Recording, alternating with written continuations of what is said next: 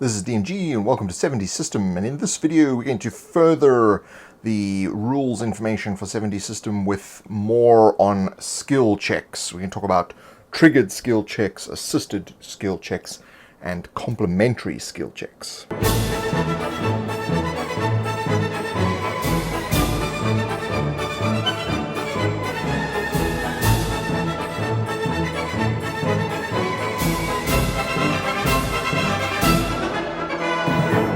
So if you like these videos, consider supporting me on Patreon. That's patreon.com/7DSystem. So we talked about active and passive skill checks in a previous video. So this is about triggered skill checks. And triggered skill checks mean that the player does not make a decision to do a skill. There is a trigger that means that the player must perform the skill. It wasn't their intention to do so. So that's a triggered skill check. So this is different from an active skill check, and it's also different from a passive skill check. So a passive skill check, another entity, another person is acting against the character, and so you use their ranks, as we said, as a difficulty level. In this case, in a triggered skill check, there is a difficulty level that is applied, and the character must roll as they would with a normal active skill check. But in this case, they just did not make the decision to do that. The decision to do it has been made by the director. So once the skill check has been triggered, it continues on as though it was actually an active skill check. That's really the only difference there, is that it wasn't the player's decision to do the skill check. Only once the character is actually successful will they be told what the check is actually for. So if if it's something where they may have to perceive something, or they're attempting to do something, and they trigger this check, they won't actually know what the check is for. They know that they'll be checking a certain ability or forte or expertise, etc., but they won't really know what it's for. Some directors may want to roll for the player, but I disagree with that. I think the player should roll for everything that involves their character, but they just don't know what it's for. Only if they're successful will they really know what it was for.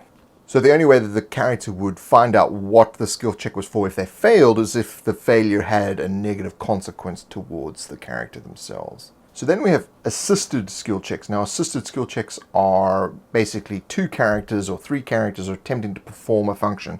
The primary character whose turn it is to go says, I want to lift this heavy thing. And the second player says, my character will assist them. And the third player says, my character will assist them as well. So this is an assisted skill check. This is different because the characters are lending a hand to one another. So the way that this works is each character adds one dice to the primary character's roll. So if I'm the primary player that controls the primary character, and let's say I have 2 dice and 2 other people help me, I get 1 dice from each additional person that is assisting me in this task. Now, if those other characters have ranks in forte or expertise in an appropriate ability, those dice are added as well. So if they've got 2 ranks in a forte that's appropriate to what I'm doing, you gain those dice as well. So you get 1 dice as a standard and only dice from forte and expertise. Now, if you perform an assisted skill check, you do not get experience for success, even the primary or the people assisting. So no one gets experience from the success. You are able to succeed or fail, but no success gains any kind of experience. You do not add any ranks from specialties to this, so it's only ranks from fortes and from expertise. So a maximum of 5 dice from another character. Of course, if you've got multiple characters that all have skills in something, that can all lend a hand, then you can do a big assisted skill check. But again, no experience is applied if there's a success. So finally is a complementary skill test. So what this means is that it may be something where you feel there may be more than one way to approach the problem.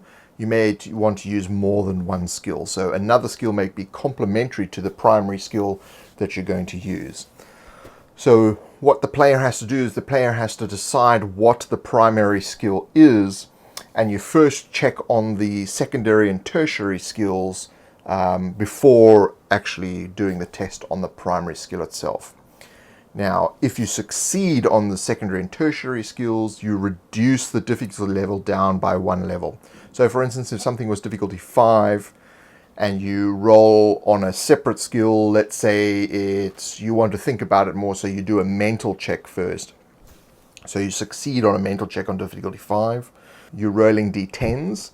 So you succeed, that means you drop it down to difficulty level 4. So then you say, okay, I'm now going to apply my education to the skill. So again, now we're going to roll, but this time we're rolling d8s because the difficulty level has dropped. You succeed on d8, the difficulty level drops to difficulty 3. So it's opening a door, for instance, and you're using strength. So your mental has helped calculate exactly where pressure should be applied, and your education has assisted you in remembering how to use leverage in order to open the door. So it's now difficulty 3 down from difficulty 5, and you succeed on difficulty 3, which is d6s, or fail. Now, if you fail in the secondary and tertiary skills, that does not mean you fail the test, it's just you fail to reduce the difficulty level. Once you roll the primary skill, it's always at whatever you've reduced the difficulty down, if you have. If you have not, you're still at the original difficulty level. The secondary and the tertiary skills do not gain any experience from actually succeeding on these rolls. So this should be used quite sparingly, really in situations where the director feels that the players do need a bit of a hand in reducing difficulty. So you may have multiple characters who may want to attempt to do this in order to reduce difficulty down. That's really up to the director. It's really a helping hand rather than it being a binary chance. You now have at least 3 or 2 opportunities to reduce the difficulty level down, and then the final primary roll. Now, you don't really want to overuse assisted skill checks and complementary skill checks because they limit character progression. So really you only want to use it, or even suggest it as the director, when it's going to be a problem. If if their success is important, then then you should allow these sort of things. So don't have it all the time, because the characters are not going to progress if they're constantly doing assisted and complementary skill checks. So if you like this video, click the like button. You can check me out on Facebook and Twitter /7DSystem, and of course subscribe to this channel on youtube.com/7DSystem, and also you can check me out on Patreon. Thank you very much for joining me, and I will see you in the next video where we talk about active and passive group skill checks.